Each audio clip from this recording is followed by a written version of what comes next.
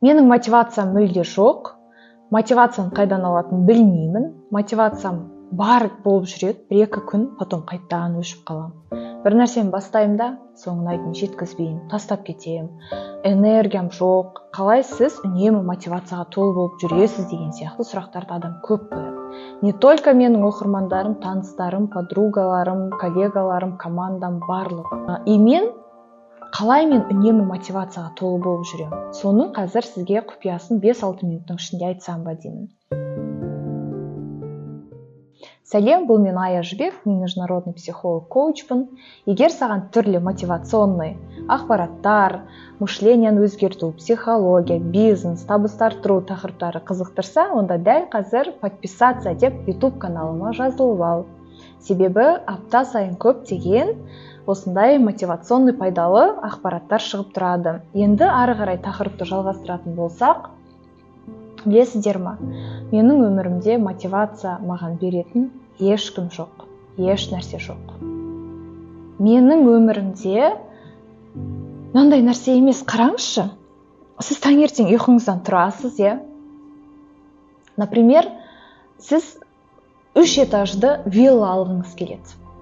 Сіз таңертең ұйқыңыздан тұрасыз, күшті настроениемен ана кинодағыдай блогерлар сияқты оянасыз, былай керіліп, шүкірлік дәптеріңізді жазасыз, медитация жасайсыз. Дәл ана инстаграмдағыдай. И комнатаңыздан шыққан кезде балаңыз чай төгіп атады жерге.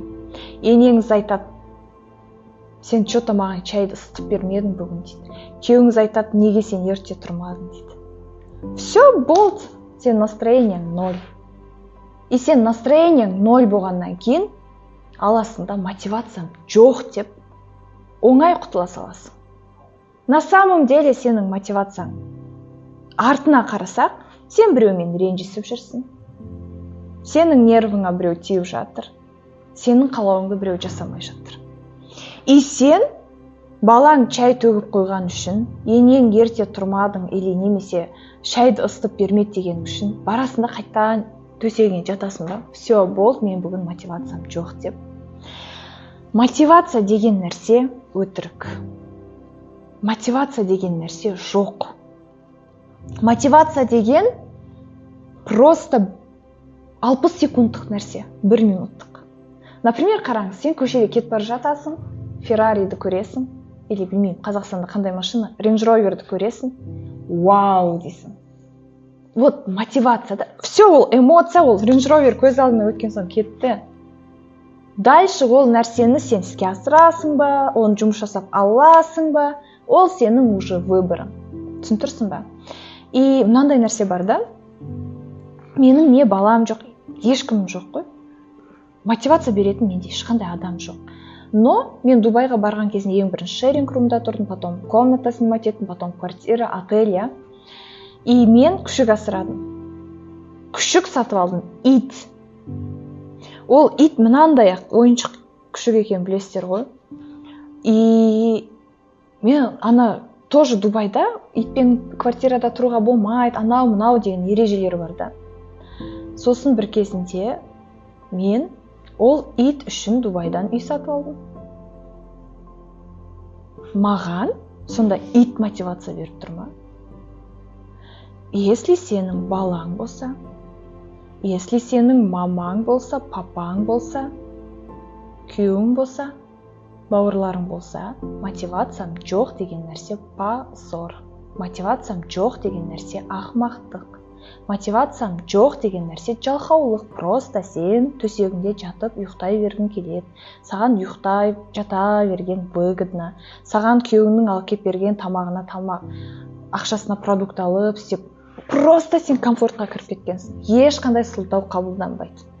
Когда мен итке үй сатып алып беріп жатқанымда.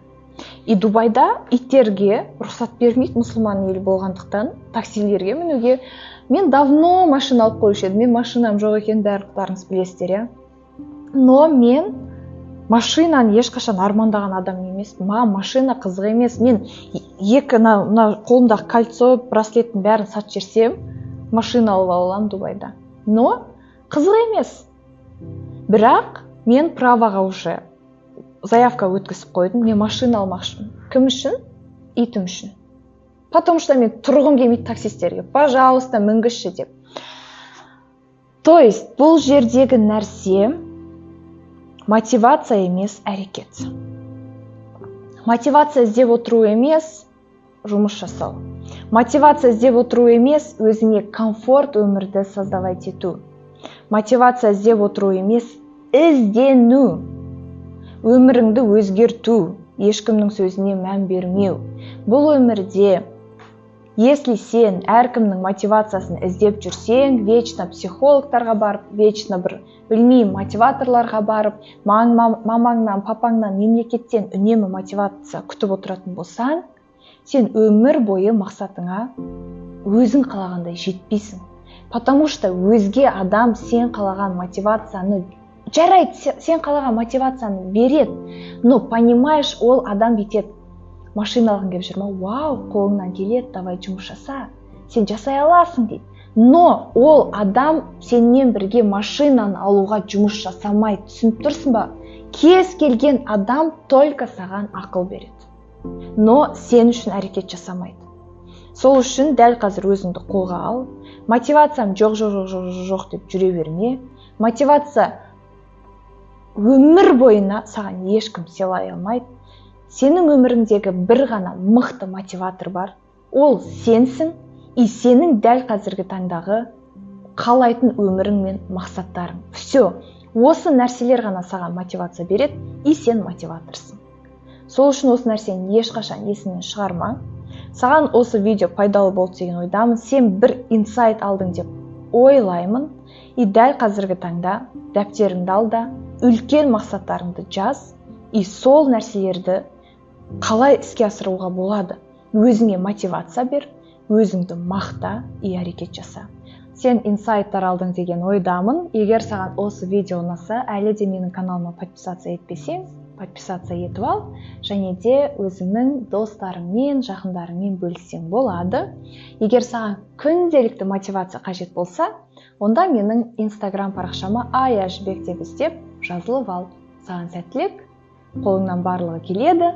Сенің өміріңдегі ең мықты мотиватор ол сен өзіңсің. Осыны ұмытпа.